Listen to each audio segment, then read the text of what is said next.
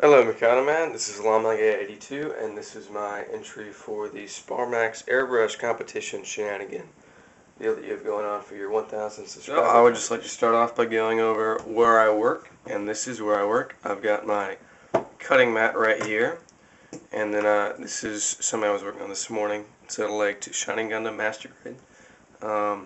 Pretty cool, did some detail work on it, just hand brushing and everything.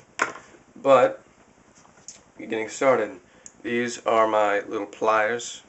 They're crescents. They're what I use if there's little tiny parts I have to put on or whatever. They're more useful than I thought they would be. And then these, of course, are the glorious plastic nippers that are so heavily used and have saved me so many bandages, mostly band-aids. Good stuff. Alright, this I use for opening bottles of paint. Sometimes they get caked on and I don't have a fancy smancy Mr. Bottle Opener orange extravagant thing. But this does the job done, and it's floral, and adds a little bit of pop to my workstation. That was a joke, by the way. I've got my Testors enamel brush cleaner. Probably need to get more of it because it's running low, but I've got a backup supply, so it's all good. Got this. Never used it. Clear Parts and Window Maker. It's kind of just sitting here to make me look more fancy than I really am at this. Alright, I also got this glue, which I never use. Extreme Power Thick Advanced Performance Instant Adhesive Glue. It's crap. I never use this. My go-to for glue is either Testors Toxic, because you know it's good if it's toxic. And I also have non-toxic Testors Cement, which for me doesn't work as well. I don't like it. Then I've also got my Testors Plastic Cement, liquid cement stuff, and this stuff works really well. I use it for seam line removal and whatnot. I also use my Testors Putty for seam line removal and removing panel lines, because it gets the job done pretty well. And before I forget, I've got my lamp, movable in all sorts of ways. And yeah, let's move down the line a little bit. Alright, continuing on. Right here, we've got different grades of sanding paper, used, rough, light, good old lot. Here, sanding sponge for really heavily used extreme sanding purposes. Right here, I've got my normal paper tape, kind of like masking tape, it's a little bit stickier. And then I've also got my masking tape, which is a lot cheaper than using like Tamiya masking tape. And you get a lot more per roll, and I think it works just as well if you're careful with it. So right here I have what I usually mix up my paint in. It's just a little glass dish I bought at Bed Bath & Beyond, and it cleans up pretty well, so I'm pretty happy with it. Then right here I've also got things for cleaning up brushes when I'm using acrylic paints. Just fill them with water, and they're just little medicine things we used when we were kids, or we just like diamond tap still. Right here I've got I don't want to take it out of the bag, but it's just like sticky tack kind of that I use to stick up parts if I can't clip them on whenever I'm going to paint them. Fun stuff to have. Right here I've got heavy duty clips, and these can be used to put up heavy parts on little bamboo skewers so I can spray paint them, or I can use them to clamp parts together when I'm trying to fill in seam lines, so it really, seam lines, so it really just pushes all the glue out and keeps the pressure on. They're pretty strong little buggers. Alright, right here I've got all the tools that I use, including some extra safety blades in the bottom. I tape all of my little bottles and stuff down so that way I don't accidentally like tump them over or something if I'm moving. But start with tools. I've got the paint brush that's been with me at the beginning. It's a little on the small side, but I like really tiny brushes. But this brush works pretty well. I'm pretty happy with it. But I don't use it as much as I used to. I've got this brush for putting on lots of like clear paint and stuff, because I feel like the clear acrylic enamel paint, clear acrylic paints from Tamiya are kind of thick and kind of screw up brushes easily. So this is kind of like my crappy brush to go to, along with these two, because they're crap. I hardly ever use these two. Then I've got my purple Sharpie marker which is useful for me because I can make, here's the unpainted thrown away? Thrown away. But as you can see on the inside, I don't know if the light's going to catch this, but it's kind of like this clear, purpley thing, the GN drive. Purple Sharpies are excellent for those, and I normally use green Tamiya paint for the Gundams to like really make it pop and shine, but I really don't want to have to mix up some clear and some blue and some red to make purple, so I just use this. And I'm pretty picky, but this stuff works. It's good. Alright, here is my improvised pin vise. It's a drill bit and an old X-Acto knife that I kind of turned into a prison shank and stuck a drill bit into. But the way it works, stick it in, and then I put one of these little medicine caps top of it, and I can just spin it, and it's not very quick, it's not very sharp, it's kind of crappy, but I don't need a pin vise for a lot of things, and I really don't want to go spend like $10 or $20 on one. I'd much rather use stuff that I have in my house, which you'll find is a reoccurring theme through all my stuff. This is a crappy brush. You know, I still have this in there. Don't use it. 2 of the Sharpies. I used to panel line with Sharpies, but I've switched to using panel washes, and I'm a lot happier with those. So these can probably just go out of my collection altogether. Yeah. I just threw them to the side. You should be proud of me.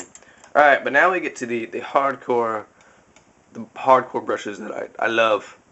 I have this Testor's 3.0, and it's a pretty moderate brush. It's good for high grades. You can cover a good bit of surface area with it. And it's not really good for detail stuff because it kind of spreads out on the end. But this is my baby. This is a multimedia super tiny tip brush. And I love it. I love it so. It's like 2020. It's called the Spotter. And this is my love and joy, my bread and butter, my go-to guy. I use him more than everyone else. And then of course we have the hobby knife and a blade. That's about all there is to it. It works. So continuing over here, starting with the paints. This is my dark gray XF24 Tamiya acrylic paint, and I found so far this is the closest to Gundam color paint, like Gundam metal, right off the plastic sprue kind of deal. So I use this guy for panel lining too on white parts because the black is just too much of a contrast, and it's more subtle with the gray, and it looks better. It looks more refined. My Model Master acrylic black semi-gloss. This stuff is good too. I really like this paint. It goes on really evenly. It's really fluid. It doesn't get too patchy. It doesn't clump up. And I like it a lot more than Testors. So I think from now on, whenever I get new paints, I'm buying Model Masters instead of Testors, even though it's more expensive. I think that it is worth it. For me, at least. Yeah. Alright, so now we're getting into the paints more so. I have a full lineup of Testors paints in the background, and I've also got my Tamiya cooler colors over here.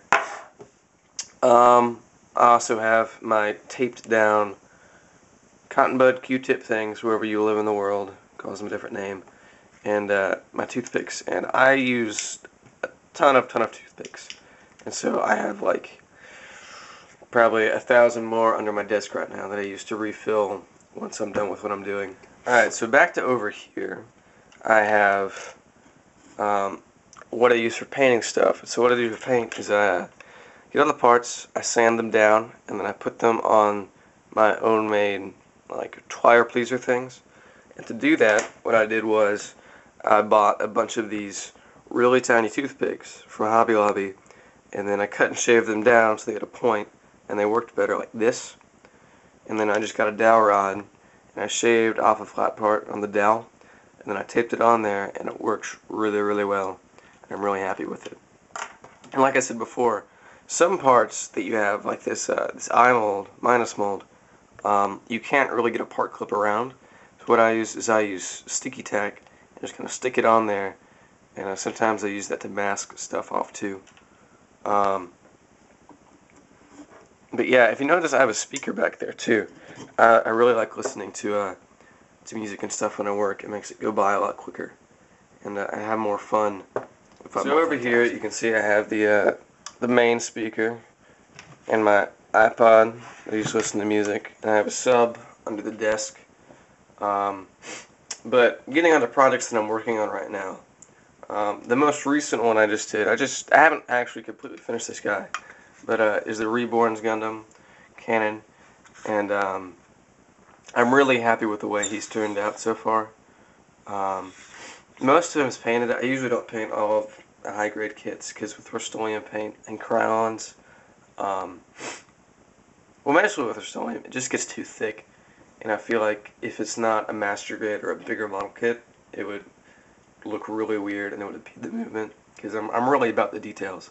But this guy is really painted up. It's just hand painted. Put a lot of work into him, even down to just like inside the GN drive. And then right here is what I've started on my master grade project of the 1.5 Gundam. And right now just in the legs, but I have all the other parts up ready to spray painted, but the weather just hasn't been cooperating with me. It's going pretty well. I painted the internal frame of this too, just because I was bored and I wanted something quick that I could do in between schoolwork. So it's going okay. I'm having problems with, we're still in glopping again, and so some parts you can see there's like bubbles, or it went on too thick, and coupled with humidity, it just didn't turn out well. So I'm going to have to sand that down and redo that, and I'm not happy about it. Yeah, I'm pretty much finished with him. I think I'm ready to move on to my next project, which is the high-grade Death Scythe L Custom. I've had this kit for a while, but I haven't really wanted to start to get into it until now. And so far, I've just assembled him. I haven't really cleaned up any sprue marks because I haven't filled in the seam lines yet. But I did a spray coat with Cryon the other day on this guy without any priming, and it went on really even and it looks really good. And this is the unpainted one, and I like how this turned out. But right now he's just in pieces. If I could find it, I did fill in some stuff. I won't get into that right now. But he's in box mode. And I really want to do a good paint job on him. And that's kind of the reason I'm in this contest, is that I do want an airbrush. Because I feel like right now, with just the spray paints, I'm kind of limited to what I can do. And I'm not really happy with the results right now. Because I do put a lot of effort in my models, because I can't get that many models. This is over years, just how many models I have. So when I do get one, I put a ton of effort into it, and I really make sure it looks good. So when I watched you start the Chisei project and then finish it through completion, I was motivated to draw down some of the ideas that I've been had floating around in my head for a while. And so I think now that you're done, and now that I've progressed more on my modeling skills, I think I'm ready to start tackling it. But let me tell you, Custom G and X here would look a lot better if he had his own airbrush paint job. So with a big plea from help from Handicap Shining Gundam, I would just like to thank you for making this competition, and thank you for letting people enter it and share their stories. And it's really what modeling is all about. I love the community that's gotten on YouTube now. I love the spirit of it. Everyone's pretty nice, and I'm glad it got me into this hobby. So if you consider me for the airbrush, that's good. If you don't, it's fine. Whatever you want to do, but just thanks to you and everyone else.